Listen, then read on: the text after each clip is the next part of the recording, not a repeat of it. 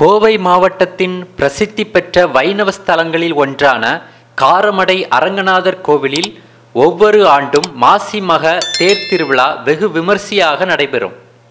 இந்த ஆண்டுக்கான தேர் திருவிழா நேற்று கொடியேற்றத்துடன் தொடங்கியது. இதனையொட்டி கோயில் நடை அதிகாலையில் திறக்கப்பட்டு தொடர்ந்து சுவாமிக்கு சிறப்பு அபிஷேகங்கள், அலங்காரங்கள் செய்யப்பட்டு சிறப்பு பூஜைகள் நடைபெற்றது.